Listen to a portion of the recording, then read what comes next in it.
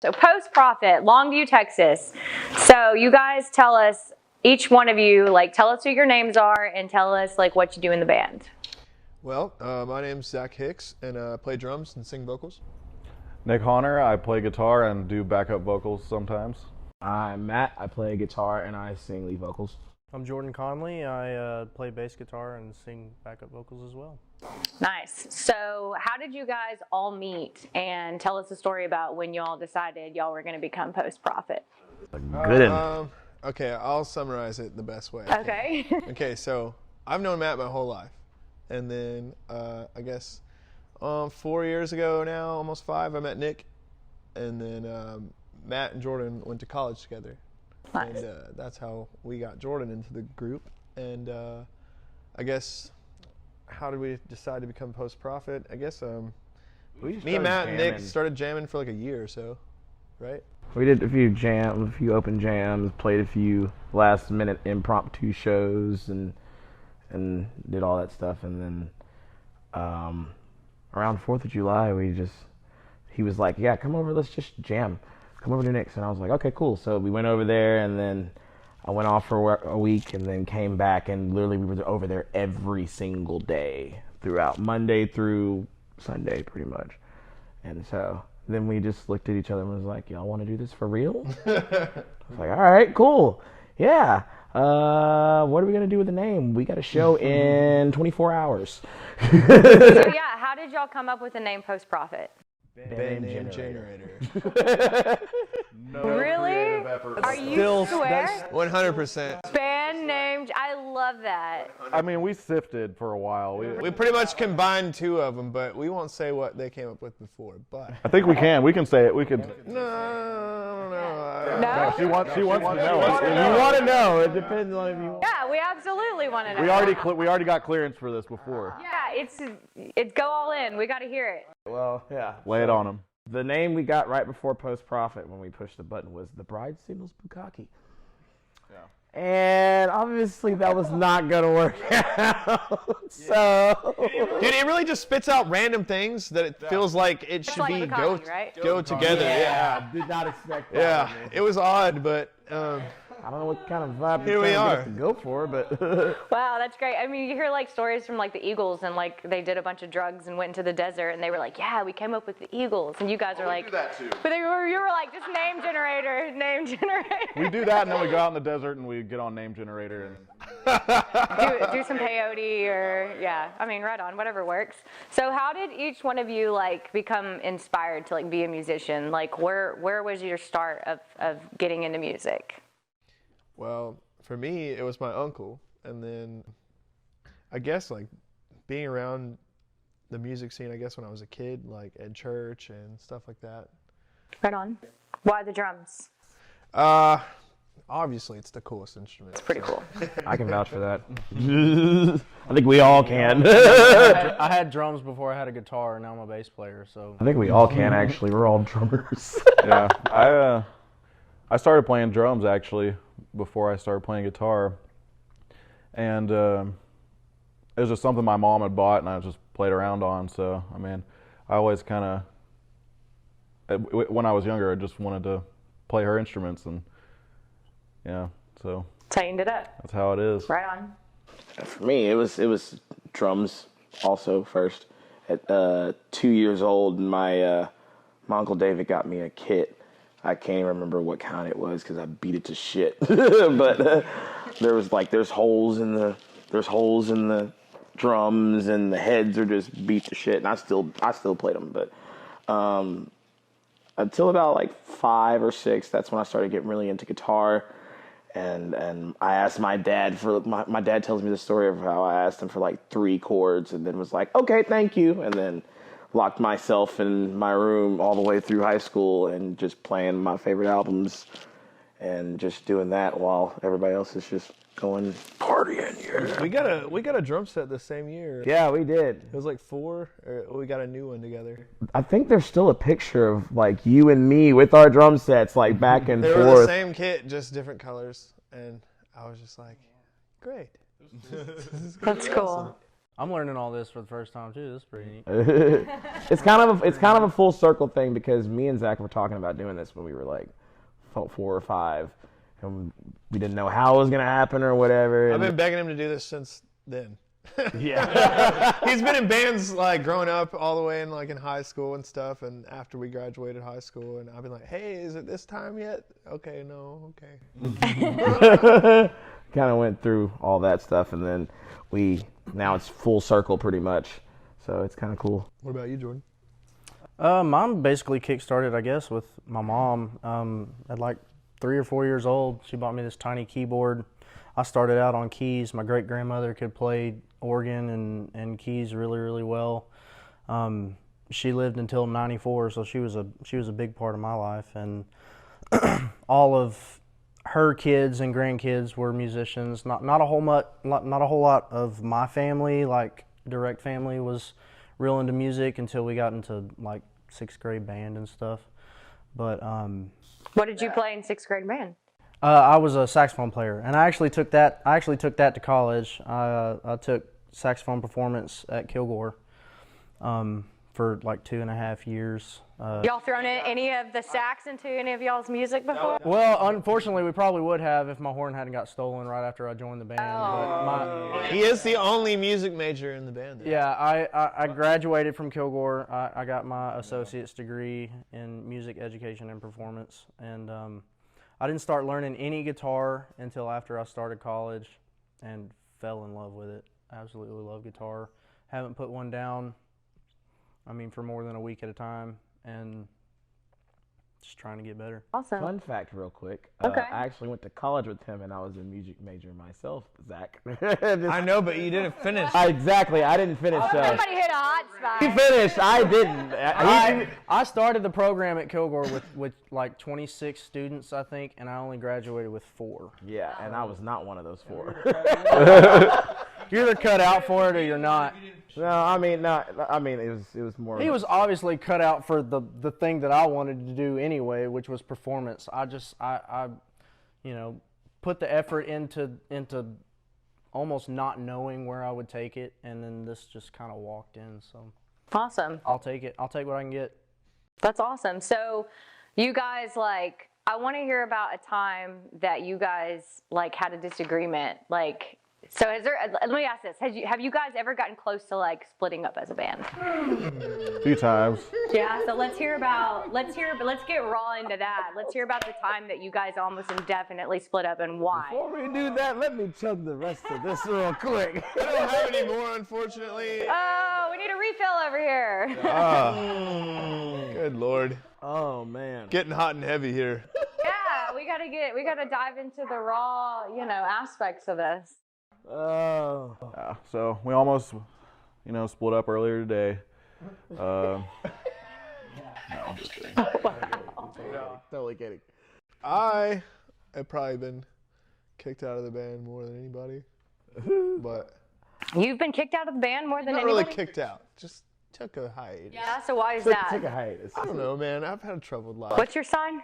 We gotta get into I'm a it. Taurus. Okay, all right. It's all making sense. I've had a troubled life, but either way, we all live and learn, and definitely just, we all had extenuating factors as well, like people we were around or things that we were doing or whatever, but we've done a lot of growing, honestly. Like, that's really been the main thing that I can take from any negative experience we've ever had as a band. Like, I feel like if it happens and it's been bad, we've made sure we've taken the steps to make it to where it doesn't really happen again. So that's really like what I've taken away from anything negative that's happened. I think a lot of it's more just us just growing together as a band. When we were first doing this, like 3 years ago, for real, we were learning a lot of stuff. and it's been a lot of learning. So y'all started 3 years ago? I had to humble myself in a way because, I've been doing this for a while, and, for a while I was thinking that I knew it because I've been through it, but it's a totally different ball game. And especially with us, and how we started and how we were playing, 3-hour gigs. I've never done that before, like as far as like in a band. We would play like 30 minutes and then get off stage, and just so, had to humble myself on that and like actually being able to listen and then us to communicate. And I think we've grown a lot since then as far as like being able to. Oh yeah, it's all about growth. Like it's a learning experience, especially for me. Like I've probably been in this sort of thing the shortest amount of everyone on this couch. Just like any relationship, it's going to take work. There's things that we share that we all take pride in. Like the songs almost symbolize our children or just like a product of what we've made together. And then, you know, finances become an issue and scheduling becomes an issue and custody. And I mean, it's just. It's as hard as a time as ever to be an active band right now. And the pressures of that, I mean, every once in a while it adds up and, you know, you have to blow off some steam and we all kind of, you know, get into it or whatever. But at the end of it, I mean, we all are in this for the same reason. I mean, we're in this together and it's not an easy career choice.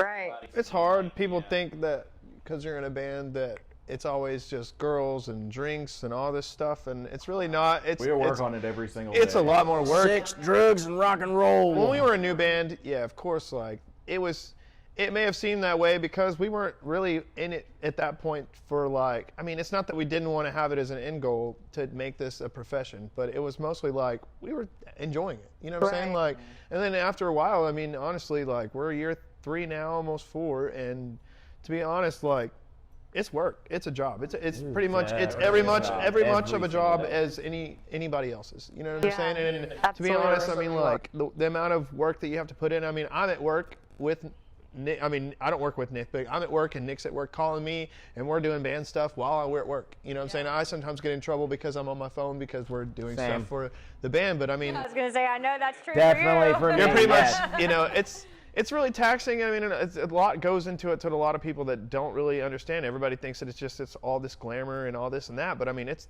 work. We get there half the time we're stressed out just because we want it to go well. We don't want it to have any hitches. You know, we're pretty much. I mean, we got our LLC this year, and that's been a really big milestone for me. I mean, now we're business owners, you know, and we're taking this seriously just as anything else that anybody else would. You know? Well, you guys are more than just musicians at this point. You're entertainers as well. So you got to consider, you're not just like in your garage playing instruments. You're going out, you're performing for people, you're putting on shows, and that takes a lot of effort to make sure that everybody that's a part of that is involved in having a good time. So I imagine that's pretty stressful. And there's so much like that goes with it that a lot of people don't see with like even just small things like even like something as little as like just stage presence or whatever. But you actually look into that and we stay up nights looking at other bands and looking at live videos and stuff that we like are inspired by and documentaries and it's like School of Rock pretty much every day. And pretty much, yeah. I mean, and just building relationships with like venues and bar owners and stuff like that. I mean, I know for me personally, I mean, a lot of things changed in perspective after. I mean, I have a child, and that's definitely like opened my eyes. I was like, look, like if I'm doing this, then I'm doing it to better my life, not just to play around, not to just make anybody else happy. Like I want to do this for myself and for my family now at this point. So how many of you are dads? Just me. Just you, the only dad, huh? Awesome. Right on. So how old is your kid? One? She's 1. Awesome. So have you guys, like, I know we were kind of talking about like if y'all ever broke up and stuff like that, but have y'all ever gotten like in a fight on stage or like that was visible or, you know, or low key, or y'all just kind of put it aside and got through the show? Or Pretty good at keeping our composure in front of. There was one instance that me and Zach did get into it. It wasn't his fault. I feel like the common denominator when there's conflict is Zach. I mean, Zach was involved. You know. No, well, I mean, in reality, we were having the conversation because after the show, I mean, the show was great, but there was complications we had with our in-ears and everything, and so, you know, things weren't working the way they were going to, and my stuff went out like first song in, couldn't hear anything. Things get intense, you know, but I always love him. You know what I'm saying? Yeah. It's not personal. Yeah, it goes the same back. I mean, all I remember was after me and him got into an argument, and I went out to the van, and I was heated. We were heated for a second, and then I went outside for a second, came back in, and then we both went outside, and we were like, "Are we cool, man? I'm sorry." And then we just smoke a blunt. We're good. I mean, if we get mad at each other, it doesn't happen very long. Usually we resolve it. So tell me about COVID. Tell me how this impacted you guys. I know you're tired of hearing about it, but tell me what you guys during that time, what you did during that time. Did you get innovative? What things did you work on? How did you use that time to kind of grow as a band, and how did it affect you? We spent hundreds and hundreds of hours working on our record. Yeah. I think at the beginning of it, we were just in shock because we were going from playing every weekend and sometimes during the week, literally for like almost 3 years straight, to nothing. We literally played it every weekend for 2 years straight, and sometimes 4 times a week. Yeah. We ended up like we had a spring break run booked. Yeah, we were supposed to leave on tour the day Texas shut down. The day Texas shut down. Where were y'all going to tour? We were going to Austin, Corpus Christi, Dallas, San Antonio, Dallas, Houston. Just a Texas run, but it would have been our first tour as a band for sure, and it would have been great. And it kind of stifled that, but we had to. It really wasn't a decision, really. It was kind of like a no-brainer. If we weren't able to play, we needed to devote all the time to get the album done. With that being said, though, we did kind of have a period where we all just were kind of like, what do we do? Bummed out. Yeah. Devastated. I mean, for me, I was definitely going through like a really, really big There for a depression few time. weeks, almost a month. We were like, We didn't do anything. We were just like, what do we do? And then we were like, let's finish this album. We record all of our own stuff too, so I mean, we lived at the studio for a while. the work never stopped. It's just like anything. Like you stop working out, and you've been working out for years.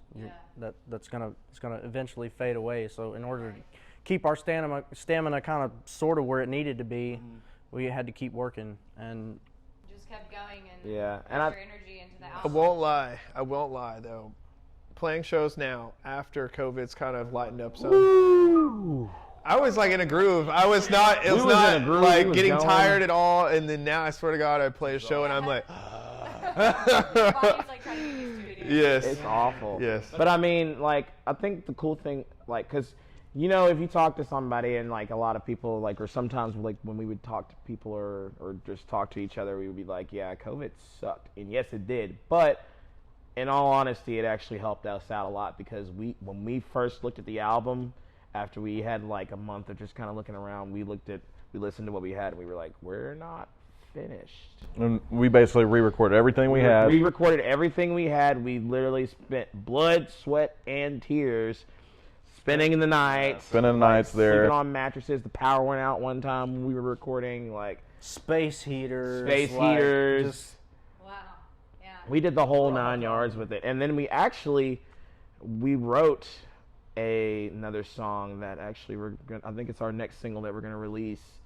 We wrote that song like as soon as COVID happened. Like it was just one of those inspiring things because the state of the world as it was, and all the people we knew that were involved and everything that was going on, and just bickering and just blah blah blah blah blah blah blah, and it's just overwhelming, and it's just like Definitely discouraging. Caught in the hysteria, so to speak. The next single is definitely touches on like a lot of what COVID kind of made us think about, Definitely. So Opened your eyes. Yeah, and I think also with it made sense because it was like we don't really get involved. We're not a politics type of band, we don't get really involved in that. But when there's something going on as far as the state of the world and us as human beings, the best way we know how to voice what we want to say is through music. Right. So, we just kind of our duty. I mean, we have our platform. Yeah. No, I agree with that. There's a lot of people who, when celebrities or, entertainers come out about their political beliefs, people are like, well, why do we care what you think? Your You job get is shunned shut and up. blackballed You're supposed all to the just be an time. entertainer. It's quite literally our Fifth Amendment right to do what we're doing. Yeah. If you have a platform, if you have a voice, then I believe it's the opposite. I believe it is your duty to be vocal about the things you believe in, because other people need to hear that. All you're doing is inspiring somebody else. If they already like you and they kind of already believe what you believe just because they are, a follower of yours or whatever, why not? Right. Try to influence them in a positive way. If you're doing anything negative, of course you should get shunned for that. But if you're doing something positive, I don't understand why people always don't, give a crap what a celebrity has to say. I mean, you may not care. You don't have to care. But if they say something that impacts somebody, that's why they did it. Absolutely. And I think another thing, and touching on that, I think another thing is that, with that, the other side of that, and having people, disagreeing with what everybody says, and, the way, I guess they could say, cancel culture right now or whatever. Right. And it's like, people tend to forget that you can still believe whatever you want to. Yeah. And regardless if they don't agree with that or not, you can. That's okay. Like, It costs nothing to be a good human. there you go. Yeah, right. $0. Yeah. And we don't try to sway anybody anyway. All we do is ask people questions. Like, for example, I mean, one of the lines in the chorus of our upcoming single says, "What if we could learn to love?" Because people are so caught up in hate and all that stuff. It's just like people don't even think about that. What could we be? Right. How could we be better? Instead of you thinking about all the things you don't like about a person, like, what do you like about that person? What is something that you could like about that person? Like, you know what I'm saying? What about that person is... Find one positive. Find a positive. Right. Even if it's just like, I like their blue shirt. Find something positive. Don't focus on the because negative. That's a whole person with a whole list of things and worries and stuff that you don't even know about. Definitely.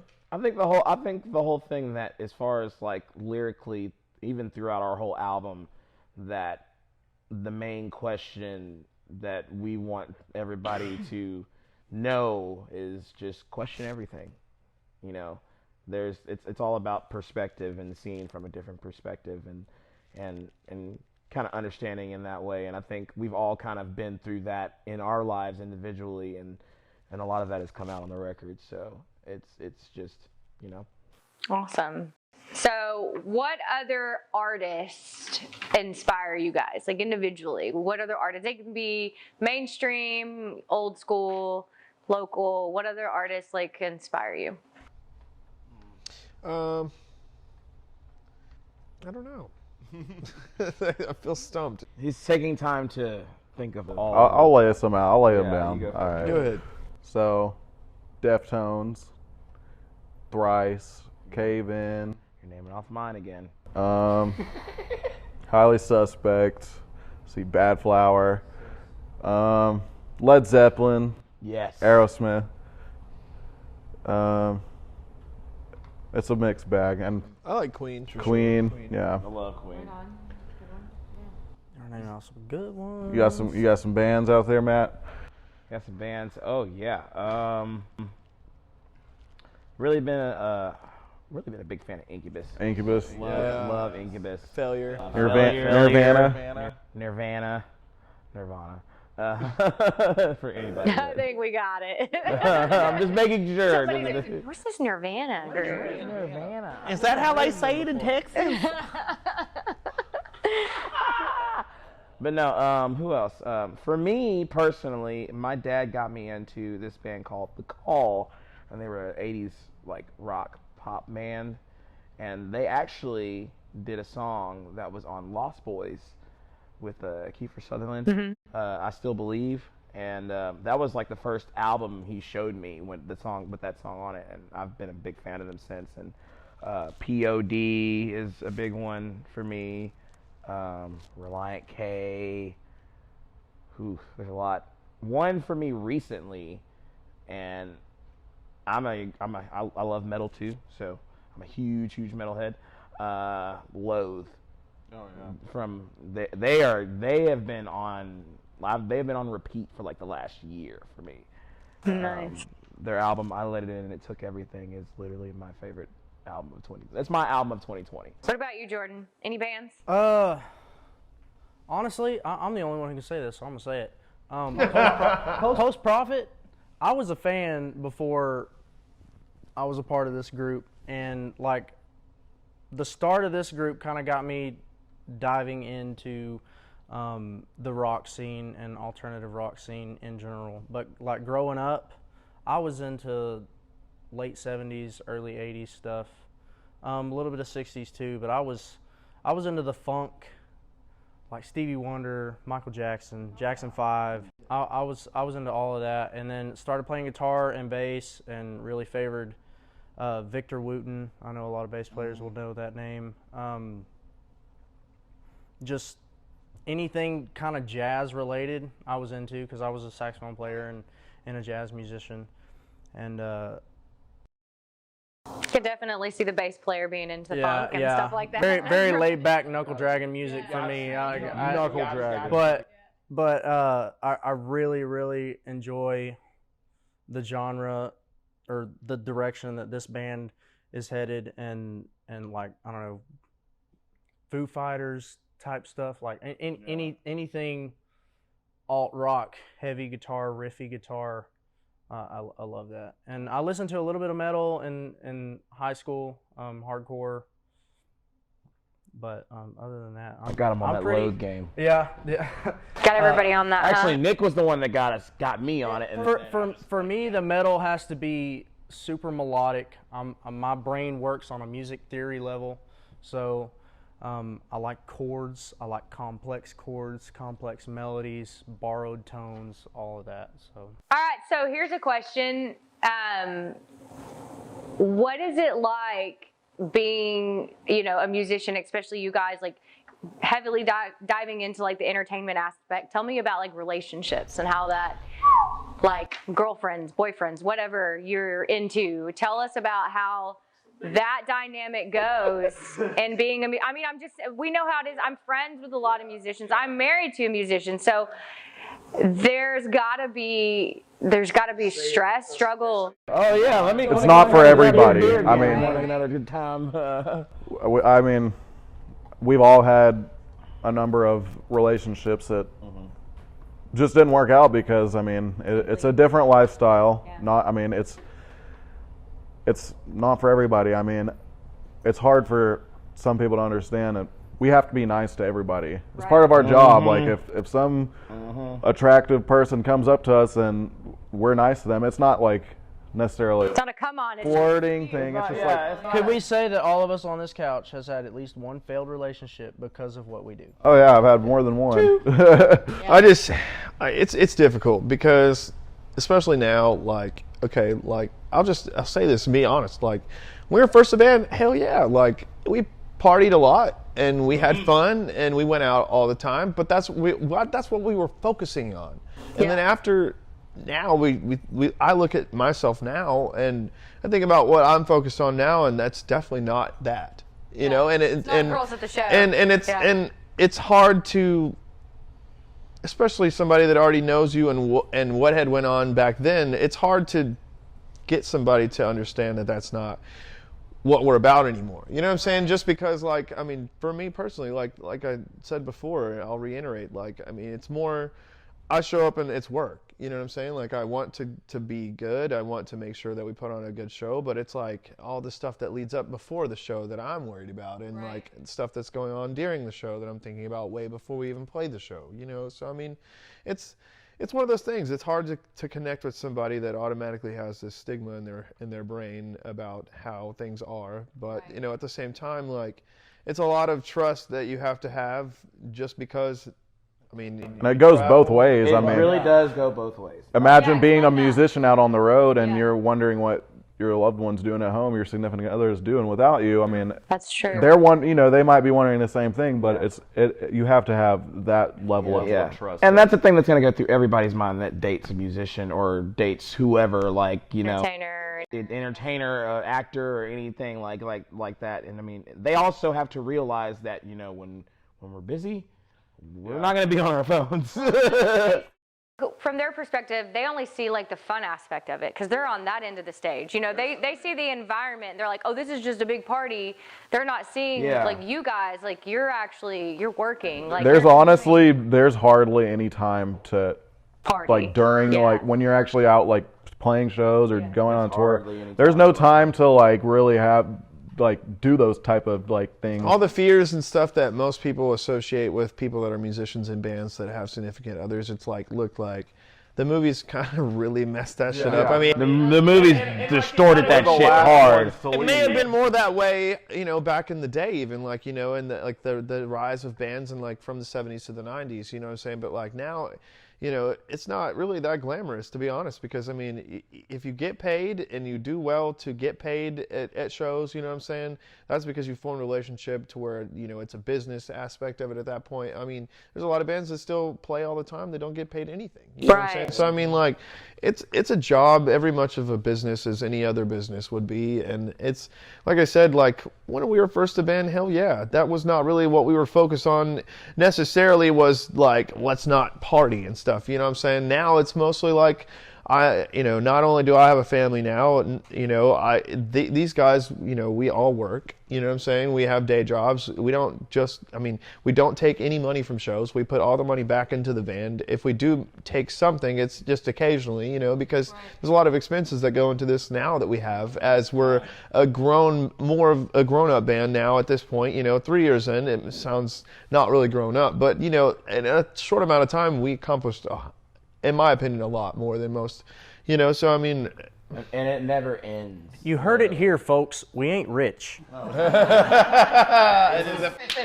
not all. You have to oil the machine. You have to constantly put in to keep building, because, I mean, we could spend $50,000 tomorrow and we could still spend another $50,000 after that. I mean, but it's all about the long game. Honestly. Yeah, I mean, a lot of people we want certain things out of. We learned a lot, and honestly, I know that I learned this way most times in my life. But I mean, as a band collectively, I feel like we took a crash course in this. Once we started playing shows, we pretty much every show after we played it booked another show almost after we got done when we started, and that's pretty much how it went down. And it, you know, like I said at the beginning, yeah, we were having a good time, but now it's like, what really is the priority here, and what's our focus? What's the goal? You know, what do we want from this? I mean, if you just want to play and party, you can do that. You can do that. We know a lot of bands that they're totally content with that, and there's nothing wrong with it. Just playing and partying and stuff, that's fine. It just, at this point, like, I think about, like, at the end of the day, like, I want to feed myself doing this. Right. I want to support my child in whatever she wants to do doing this. You know, like, how do I better my life with these guys doing this? All right, so you guys are obviously a very diverse group. You know, you've got Matt and Zach, y'all are people of color, so tell me about that. From what I've seen, I think it's been more positive than negative. I think a lot of people are excited about seeing, you know, people of color being in the alt scene, in the rock and hardcore scene. Like, it's a lot more prevalent than you may think as well. Yeah, exactly. Well, I would agree with that. Right. But in Longview, most people don't think about it. Yeah, and you're right. Yeah, it's not a conversation. I believe it. You know, in the frontman position, it's becoming more prominent. I'm seeing a lot more of that. Yeah. But in terms of Longview, I do see what she's saying. I mean, like, it's not really prevalent. Like, to people in Longview, they're like, I mean, we've had bad experiences too. We've had bad experiences. There's some places that won't book us, and they won't necessarily say that that's why. But I mean, it's kind of, we get the picture. We kind of get the picture. It's like it's context clues most times. You know what I'm saying? And it's not really something that affects us. It's their loss, honestly. Yeah. Absolutely. Right. And it's the thing where it's like, you know, it's our whole thing. It's kind of like the whole thing with us. Like, question everything. Like, give us a chance. Don't be ignorant. Yeah. You know. Don't judge a book by its cover. It's really annoying because you could see whatever you want to see when you look at us, but when you hang out with us, we're just a couple of jabroners that like to fucking hang out. I like people that are like, oh my god, it's not a white dude singing. I'm like, why is this so shocking? Why does that have to be the first thing that comes to your mind? It's almost like they almost forgot Jimi Hendrix. We almost forgot black people invented rock and roll. And you listen to the recordings and like, that's something. You're right. That you said that. It's crazy that you say that. Most people are surprised that it's not a white guy that is the front man after you just listen to our recordings. You know, and that kind of burns me up. I can't lie to you. You know what I'm saying? Just because somebody speaks well and articulates, You're right. you know. That in itself is a little bit How racist. is that any one race type of thing? Yeah, even with me growing up, like with me singing, it's like all the genres and all the artists that I listened to, I took it from all the way to R&B and rap, all the way to freaking grindcore metal sometimes, which I don't really, mess with that very much because I can't or anything like that. But yeah, but I mean, it's like, it's just how I develop, like how I say shit and how I sing stuff, and it does get annoying after a while when people are like, oh yeah. It's like, oh, I thought you were a white guy when you were saying. I'm like, that. Why does that even have to matter? Sounds so ridiculous. Like when people say stuff like that, it's like, okay, now say that one more time in your head and tell me that didn't sound ridiculous. Listen to yourself say that. Have you ever like responded to that like with explain that? Like, explain to me why. Like, what do you mean by that? Next time I totally will. I want to. Yeah, I haven't. Mostly, we're going to record it. I mostly just don't entertain it. When somebody says something like that to me, I mostly just brush it off because, I being biracial myself, it's been weird. Like, I have the people that are okay with me, but you can't date my daughter style, or people that are chill, in general, because they don't really give a crap about that stuff. So I mean, it's been weird, growing up, especially being biracial, but at the same time, like, I mostly just see it as people are ignorant, like we live here. Most people that live here have been here for a long time, family-wise. They have roots. Their grandparents, parents lived here. You know what I'm saying? So it's like, most people that think that way are either older and that was instilled with them by their parents, or they're, our age, and like I said, it's the same way. Like most of those things are learned. Well, you got high schools around here everywhere too. Like I could count on one hand how many black people I went to school with. People treat that like that's their only world, and then they get out into the real world and it's everywhere, and you can't deny that. You can't. I think also for like when anybody would tell, like I would get messages sometimes, again personally, that'd be like, oh well, don't take this the wrong way, but you sound like a white guy when you sing, and like I'll kind of take it a step further to be like, okay, well, why do you think that? Right. Like, yeah.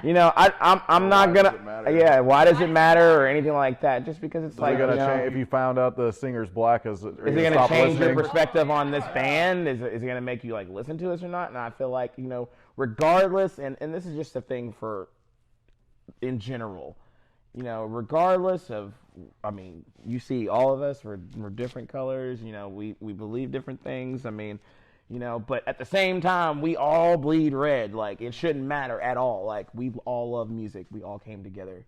There's literally people out there, before they ever even hear our music or know what we sound like, they tell us that we don't have demographic in their town, or we don't have this in their town. It's like we are basically people jukeboxes. Like, you ask us to play something and we play it. Yeah. And if we don't know it, we can learn it. Like, we're musicians. We will do the best we can. We play country. We were all in country bands at one point. I mean, honestly, like the first show that I seen you guys play at, like I didn't know what style of music. I was just expecting to walk into a typical Longview bar and we're gonna get that typical Texas country sound, and then you guys started playing. I was like, wait just a fucking second. I was like, these dudes are cool as shit. Like, they play good music, like legitimate good music.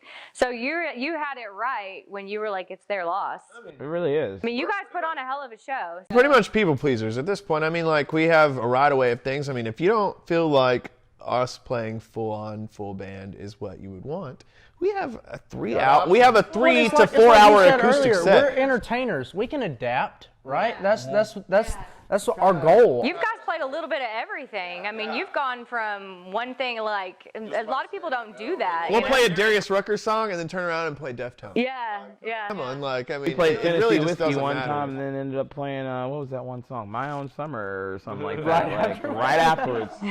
Like, they wanted to hear some country, so we played some country. I mean, we've had people, I mean, we get booked at Lone Star Ice House, for instance, and that's like a predominantly country honky-tonk style bar, and they love us. I mean, you know what I'm saying? It just depends on, like, what your taste is, but I mean, we pretty much cater to whatever. I mean, at times we have people out there line dancing, sometimes out there dancing and stuff to our songs and stuff. Grinding. Grinding. Yeah, Stripping. they'll grind and dance to our songs. Fighting. Or we'll just, like like when we went to across to EC, they were dancing to K Wayne while we were playing Deftones breakdown or something like that. And everybody's just sitting there looking at us. They just kept on going. They're like, K Wayne, when we're over like, motherfucker! There's a video of it on YouTube. There's on YouTube, TikTok, everything. It's a series we're starting. It's called Inappropriate Headbanging. Yeah. I love it. We have a part 2 coming. We actually filmed it. It's filmed. We just got to edit. We got to get the stuff for it, but yeah. So we've asked a lot of like personal questions, kind of dug into like some, soft spots or whatever. Let's try to lighten it up a little bit and ask something kind of silly. So if you guys you're a band. So like if you guys were like a DC comic, like a group of superheroes, who would each one of you be? I'd have to switch it to Marvel. Can we switch to Marvel? But if I was DC, Can we do both? Can we do both? We can do both. Let's do both. Let's do both. DC, I'm the Flash for sure. Okay, I could see that. Okay. Yeah. What are you for DC? I don't know. You're kind of like Batman or I'll something. be Batman. I could be Batman. We're not all supposed to be Batman. You could be Batman. You could be Robin. Yeah. I'm out. We just got to get you some tights, bro. What about you, Jordan? What would you be? Just because it's a freaking fan favorite, okay, I've got to take the hair down. I'm Aquaman. You are Aquaman. That's perfect. All right, we're going Marvel now. You didn't answer who you were in DC. Oh, DC? Oh, yeah, because you answered for me. I was going to say, are you going to stick with Robin? Maybe you are a Robin. You're just like Batman. I love Batman. Like, Batman's my all-time fucking favorite. You're like the Green Lantern or something, dude. Yeah, well, no. Yeah, we'll see. Okay, because now, granted, with that, with us going to Marvel next, yeah, I'll go ahead and say that I won't be Green Lantern. But, yeah. So. What about Marvel then? Marvel, me, Deadpool. Okay. It's dead silent in here. I don't know what I would be Marvel-wise. Spider-Man. I was going to say Spider-Man. Yeah, you're a Spidey guy. Yeah. I love Spider. I Be like love is a Hulk Marvel? Yeah. Be like the Hulk. Yeah, he's Bruce Hulk, Banner. he's Hulk. Yeah. Start raging. What about you? Motherfucker, I'm the Hulk. Oh yeah, he is the Hulk. So All right, then I'm Bruce Banner unhulked. So, what kind of name a band that you would like to tour with? If you went on like a national tour, who would you like to tour with? I want to tour with 2MMA, but a national tour would be like, shoot. Deftones. Yeah, that would be cool. I'll go on ahead and say it. Even though we're not really the same style, but I would love to fucking tour with Loathe. That would be He a is stupid. on Loathe. He's on Loathe. He loves them. I am a huge fan. Like, I don't know, Bad Flower maybe. Bad Flower. would be Highly great. suspect. We'd go great with Highly Suspect. Honestly, Royal Blood would be a good one too. Like, Yeah, Royal Blood we go well. Royal Blood would be good. There's All of them. all of them. All of them, yeah. Anyone who likes us. Anyone who lets us do We're it. nice people. Jimmy Eat World. Jimmy Eat World. Who else? There's quite a few. Incubus, of course. Duh. We made a relationship with like Cleopatra. Okay. They would be cool. Hey, that would be a wild tour. That would be cool. That would be a wild tour. All right. So, what do you guys got coming up in the next like few days, next weeks, months, years? What do you got planned? We actually are about to getting ready to shoot another music video in May with the guy that shot our last video, When You Think It's Right, Kill Devil Films from Florida, and he's awesome. And Thomas Crane, he is the man. He made the vision come true, and he automatically got it whenever we worked with him before. So yeah. I mean, the dude drove 12 hours to come record us and stayed at the house with us. Outstanding job, like directing and everything. Very humble. Didn't was really easy. complain about much. Like when I say it was Texas hot, I could have cooked a freaking egg on my cymbals. It was so hot. Like, but he did the damn thing. He did a great job. He's a very personable guy. And so we'll be doing that. We'll be doing that in like mid-May, And also, linking this, what I just said to this, we are gonna be in a movie called The Texas Witch, Nice. with our song being also on the soundtrack, and it is featuring a good buddy of ours, Swade McGoy, and he's actually going to be in the music video for Haunt Me as well. So, little Easter egg out there. Nice. Bleeding the universes, you know. Yeah, we're sweet. We're molding universes at this point. That's cool. Right on. So tell everybody that is going to be watching these videos where they can find you guys online. What's your, like, plug in your links, your socials, where they can find your music. You can find us on Facebook, Instagram, and Twitter, and all major streaming platforms as Post Profit or Post Profit Official. It's one of the two. But you can find us on there. And we'll have updates, we'll have videos, we'll have our show schedules lined out. We have new merch coming out very soon. So tell everybody about when your next show is so they can come out and support you guys and buy some band merch and stuff. What we would May have would be 29th. May 29th at Memphis Bar. Awesome. Yeah. With Nigma, I believe. All right. Well, thank you guys. We enjoyed it.